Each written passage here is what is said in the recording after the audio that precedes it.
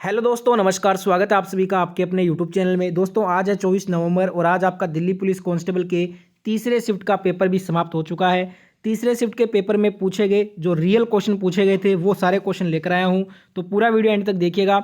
और जितने भी प्यारे दोस्त वीडियो को देख रहे हो सभी से रिक्वेस्ट करूंगा कि वीडियो को शुरू करने से पहले सभी के सभी एक साथ लाइक बटन को दबा दीजिए। तो सभी एक बार लाइक करेंगे वीडियो को, और ज़्यादा से ज़्यादा दोस्तों तक वीडियो पहुँचाने के लिए वीडियो को शेयर भी कर दीजिएगा। चैनल को सब्सक्राइब करके नोटिफिकेशन की घंटी अगर आप बजा लेते हैं तो आपको दिल्ली पुलिस कांस्टेबल के हर शिफ्ट का एग्जाम एनालिसिस देखने को मिलेगा। तो सभी के सभी एक बार सब्सक्राइब करके नोटिफिकेशन को ऑन कर लेंगे। स्टार्ट करते हैं पहले क्वेश्चन से। पहला क्वेश्चन आपसे पूछा गया था तीसरे शिफ्ट में कि स्वर्ण मुद्रा योजना जो है वो कौन से सन में शुरू किया गया था। तो आपको बता दूं इसका राइट आंसर हो जाएगा जो स्वर्ण मुद्रीकरण योजना है ना, ये 5 नवंबर 2015 को शुरू हुआ था। तो 5 नवंबर 2015 ऑप्शन में दिया था जो कि राइट आंसर है। स्वर्ण मुद्रीकरण योजना गोल्ड मोनेटाइजेशन स्कीम भारत सरकार की एक योजना है जिसकी घोषणा 2015-16 के बजट में की गई थी। अगला क्वेश्चन पूछा गया था कि नीति निदेशक तत्व जो है वो राज्य की असमानता के लिए कौन सा संविधान संशोधन किया गया था। नीति निदेशक तत्व जो है वो राज्य की असमानता के लिए जो संविधान संशोधन किया गया था उसका नाम है 42वां संविधान संशोधन अधिनियम, जो कि 1976 में किया गया था। तो राइट आंसर हो जाएगा 42वां संविधान संशोधन अधिनियम 1976, जो कि ऑप्शन में था, करेक्ट आंसर होगा। भारतीय संविधान के भाग 4 में अनुच्छेद 36 से 51 तक राज्य के नीति निर्देशक तत्वों यानी कि डीपीएसपी का वर्णन किया गया है। ये हमने आयरलैंड के संविधान से बोरो किया है, ध्यान रखिएगा।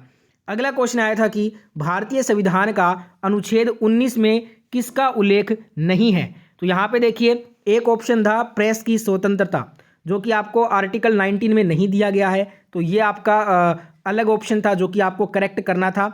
भारत में जो प्रेस की स्वतंत्रता है वो भारत के संविधान के अनुच्छेद 19(1)(a) के तहत गारंटीकृत भाषण और अभिव्यक्ति की स्वतंत्रता से निहित है। इस अनुच्छेद में इसका विशेष रूप से उल्लेख नहीं किया गया है, ठीक है। अगला क्वेश्चन आया था कि कथकली नृत्य के प्रसिद्ध जो कलाकार हैं वो कौन कौन हैं। तो यहाँ पे कोई एक नाम आपको दिया था ऑप्शन में, अब एग्जैक्ट ऑप्शन नहीं है। देख लेते हैं कथकली नृत्य के जो प्रसिद्ध कलाकार हैं वो कौन कौन हैं। एक है मृणालिनी साराभाई, उदय शंकर, कृष्णा कुट्टी, आनंद शिवरामन, संताराम, राम गोपाल, बलोल नारायण मेनन और रुक्मणी देवी। तो ये सभी जो है वो कथकली नृत्य के प्रसिद्ध कलाकार हैं। बताइएगा दोस्तों जिनका भी तीसरे शिफ्ट में एग्जाम हुआ है इनमें से कोई एक नाम था क्या। अगर इनमें से कोई एक नाम होगा तो वो आपका करेक्ट आंसर हो जाएगा। कथकली केरल का एक शास्त्रीय नृत्य है, ठीक है। यह एक कहानी नाट्य शैली है, इसमें संगीत और अभिनय का मिश्रण होता है। कथकली में भारतीय महाकाव्यों से ली गई कहानियों का नाट्यकरण किया जाता है। अगला क्वेश्चन पूछा गया था गिटार कौन बजाता है। जो गिटार बजाता है उसे बोलते हैं गिटार वादक, ठीक है। तो गिटार वादक आपका राइट आंसर था। गिटार बजाने वाले व्यक्ति को गिटार वादक कहते हैं। गिटार वादक कई तरह के गिटार बजा सकते हैं, शास्त्रीय गिटार, ध्वनिक गिटार, इलेक्ट्रिक गिटार और बास गिटार, ठीक है। अगला क्वेश्चन पूछा गया था कपास की खेती के लिए कपास की खेती किस राज्य में नहीं होती, ये पूछा गया था। तो छत्तीसगढ़ जो है वो आपका राइट आंसर था, ऑप्शन में दिया भी था, वो आपको करेक्ट करना था।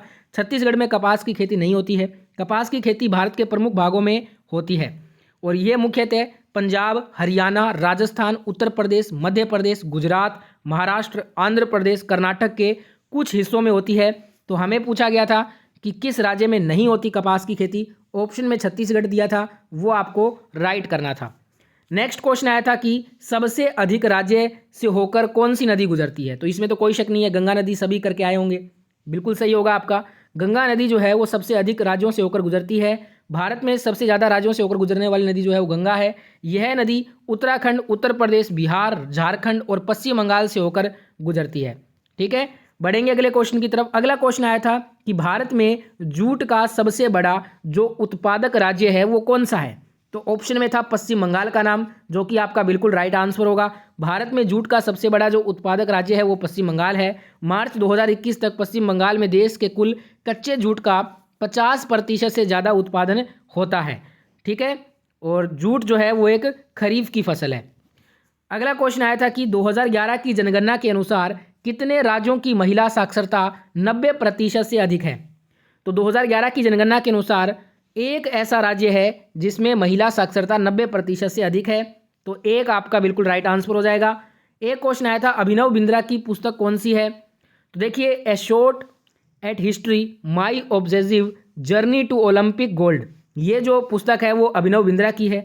ए shot at history my obsessive journey to Olympic gold 2011 भारतीय 2008 ग्रीष्मकालीन ओलंपिक स्वर्ण पदक विजेता अभिनव बिंद्रा के संस्मरणों का एक संग्रह है। ठीक है, तो अभिनव बिंद्रा यहाँ पे बिल्कुल आपका राइट आंसर हो जाएगा।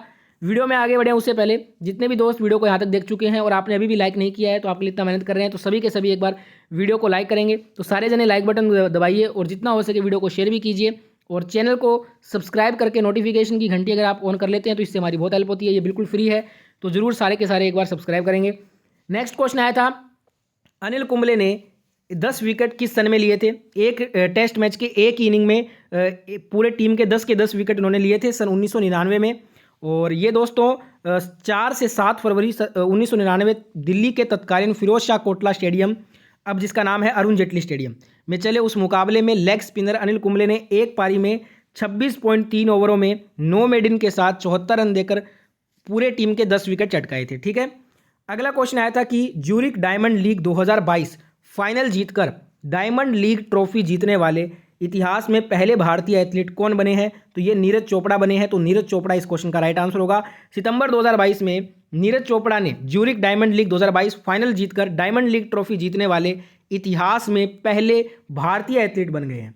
अगला क्वेश्चन आया था कि वर्ष 2011 में भारत का जनसंख्या घनत्व कितना था? तो यह था 382 व्यक्ति प्रति वर्ग किलोमीटर। 2011 की जनगणना के अनुसार भारत का जनसंख्या घनत्व 382 व्यक्ति प्रति वर्ग किलोमीटर है, जो कि आपका इस क्वेश्चन का राइट आंसर हो जाता।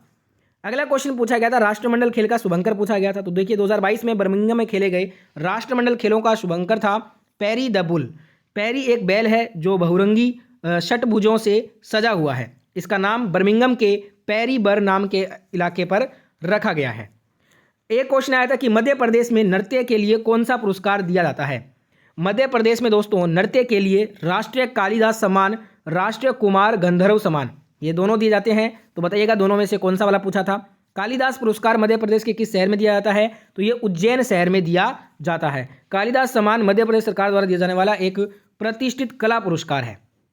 नेक्स्ट क्वेश्चन पूछा गया था, एस सरबशताकांत संविधान के किस आर्टिकल में है? तो ये आर्टिकल 17 में मिलता है। तो अनुच्छेद 17 आपका ऑप्शन में दिया था, वो राइट आंसर होगा।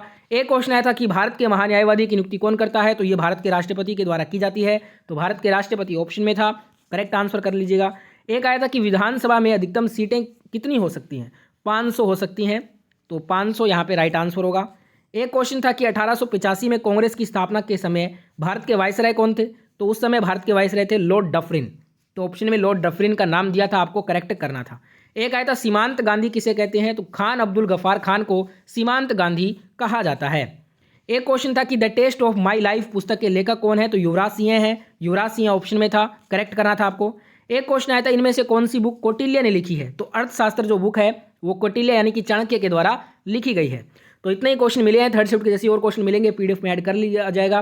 वीडियो पूरा देखने के लिए धन्यवाद। जय हिंद, जय भारत। लाइक शेयर सब्सक्राइब के बाद आप वीडियो को एंड कर सकते हैं। और जिनका भी आगे एग्जाम है सभी को बेस्ट ऑफ लक।